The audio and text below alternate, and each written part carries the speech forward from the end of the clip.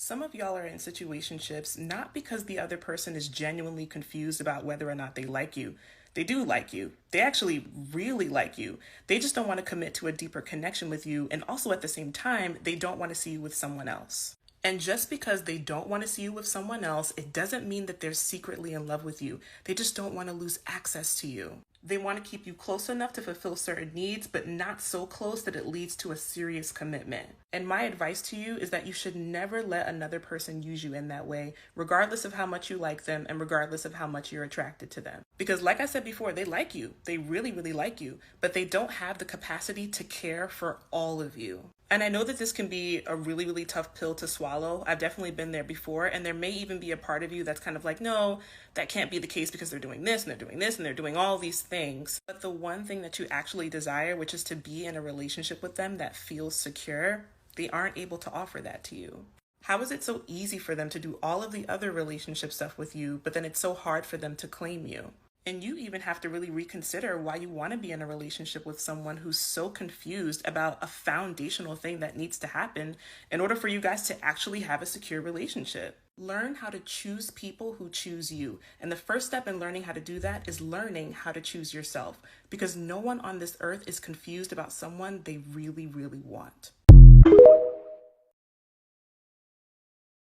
If you're a person in a situationship or friends with benefit arrangement, if you're going to somebody and you are crying about the situation that you're in, I question your delusion, because there's absolutely no way that you can possibly believe that a situation that has blurred lines is going to provide you with certainty, clarity, security, or be built off trust when the situation is created based off of chemistry and not true compatibility. Don't even get into the conversation of boundaries. Boundaries need defined lines. Blur lines don't provide that. Those situations don't provide that. The only type of boundaries you typically would have in those situations are loose or porous boundaries. All they have to do is send you some reaffirming text, some nasty stuff, give you a compliment, a little appreciation, sprinkle a little bit of making you feel important on there. What do you think starts to happen when you have a liking for somebody and you spend time with them, you're having intercourse with them, you're having conversations, intellectual, emotional, spiritual conversations? What do you think is going to happen?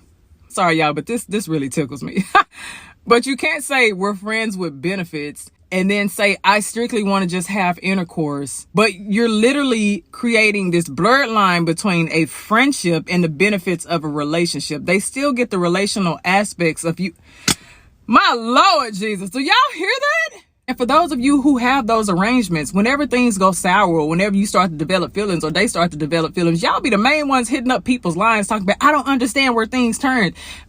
Now I'm thinking something's going on up here, because there's no way you didn't believe or you didn't think that things were going to turn. That's what I mean. See, stop hitting up people's lines if you don't want direction or correction. If you just want sympathy and attention, you need to go do that somewhere else. Go talk to that person you have that arrangement with. Because there's no... Never mind. Y'all have a good day. Man, let me tell you something.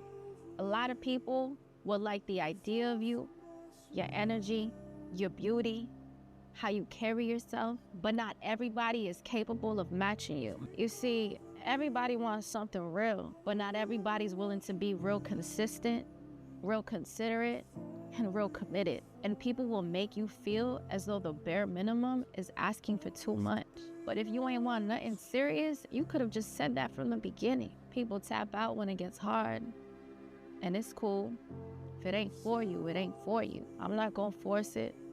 Just don't go around wasting a person's time and energy if you're not ready for something real.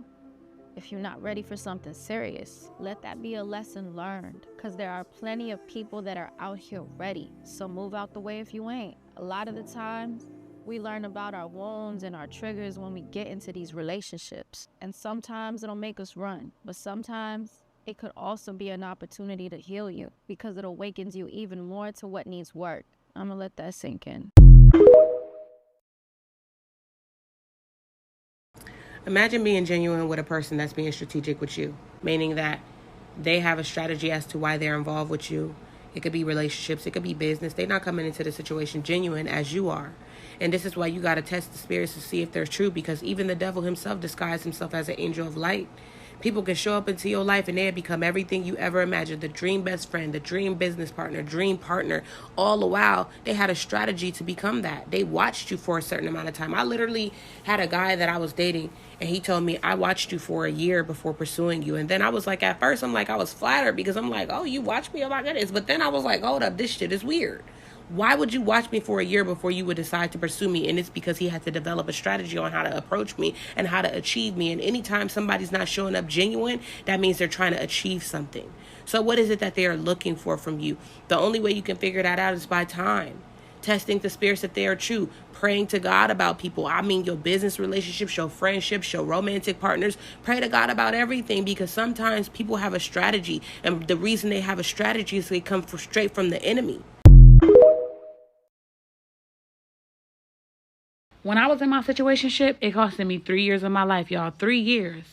And he used to always tell me, like, if you want to leave, you can leave. If you want to walk away, you can walk away. But he always left it up to me, because nobody's going to end something that's beneficial to them, no matter how little it benefits you. So it's up to you to walk away. It's up to you to go no contact. It's up to you to stand up, because they are not going to stand you up when they're benefiting off of you being a fucking doormat. They're not going to make you stand up when they're benefiting off of you being weak in the knees. It helps them that you're weak in the knees. It helps them that you're available all the time. It helps them that you want to be in a relationship. But you're only in a situationship by yourself, because that person, they don't consider it anything. They're just like, oh, it's convenient. So when I'm bored, I'll call. When I'm lonely, I'll text. When I really need something, that's when I'll show up and come over her house. If you don't stand up, nobody's going to put you on your feet. Nobody. Because if you weaken the knees, the minute that they let go, you're going to fall down anyways. So it's up to you to stand up and stand on motherfucking business. Or continue to be in that damn situationship by yourself. A man in a relationship is having conversations with other women online. He says it's not that deep. The worst thing you can do is minimize how a person feels by saying it's not that deep. It may not be that deep to you, but the relationship is not just about you. The relationship is about how the other person feels as well. And if you're doing something, especially when it comes to the opposite sex of who you would naturally be attracted to, and you haven't had that conversation with your partner, then you're wrong. You can't justify that behavior. You're wrong. And to be having conversations, like, at this point, it doesn't even matter about the type of conversations that you're having. The point is you're having conversations outside of the consent of the relationship as a whole. And I think that's selfish. And I think when people are selfish, they make relationships fail. It's that deep.